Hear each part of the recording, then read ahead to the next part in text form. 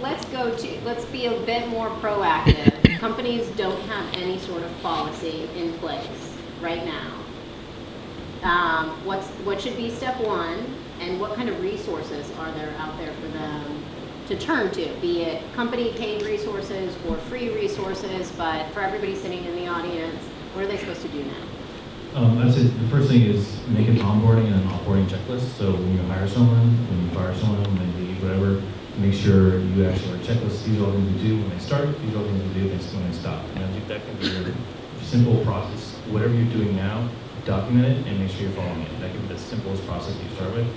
Technology-wise, John said about 5 times, segment your network.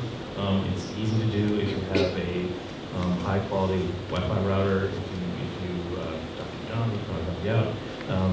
Get it actually in there to really segment your network and know what's going on and make sure that people can't see the things they should be able to see. And then training is just information security training. There's enough services. They're not very expensive. You just run it'll take an hour to go through it. Just get your staff up and running and just sort of thinking from a more defensive point of view. That'd be the first 3 things to do. From a high level, you guys are all here, so you have interest in security. So definitely engage other stakeholders in the company. So none of these policies are going to work without the executive backing. Other than that, I think commercials is really challenging because there's no real legislative or compliance standards to go by. However, in the motion picture, there is a standard put together by the MPAA, which is drawn from NIST and other national and global security standards. That's pretty good. That might be a place to start.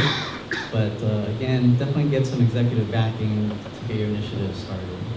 That standards at fightfilm.org really is a very long document. I'm going to let John have the last word on this one. Both Johns. I would say SANS. I don't know if you've heard of the SANS Institute. It's SANS. And I don't know what that stands for, but they've been around for a long time, and they have top 20 critical security controls. So you can look at that. They've got free policies. So to your point, Tammany, if you want some free resources out there, there's a lot of self-help that you can go to. So SANS Institute, and they also do training and stuff, but the training is phenomenally expensive, and it's for technical people. I endorse it, but you probably just want to take their policies and their top 20 critical security controls. And the last point I would make on that is, remember that security is a cycle. It's not a straight line. There's not a point where you can just say, hey, I'm secure now. I've put in my policies, I've got my firewall, I've got et cetera, et cetera. It's a cycle that will continue ad infinitum for the life of the company. And so you need to continually devote time and resources to it. Just to add one more reference to these SANS. The 20 security controls can be found at CISecurity.org. It's Charlie India Security.org. And that's a Center for Internet Security, Critical Security Controls. And that was just endorsed by the California Attorney General for a California company. So California is actually at the forefront of security compared to the rest of the country and even some parts of the world. So that's a really great resource, and it is highly involved with the SANS. And actually, the CIS, though, who was just talking about Center for Internet Security, 2 points I'll just add to that. Number one, the one nice thing they do with the 20 critical controls is they actually have a top 5.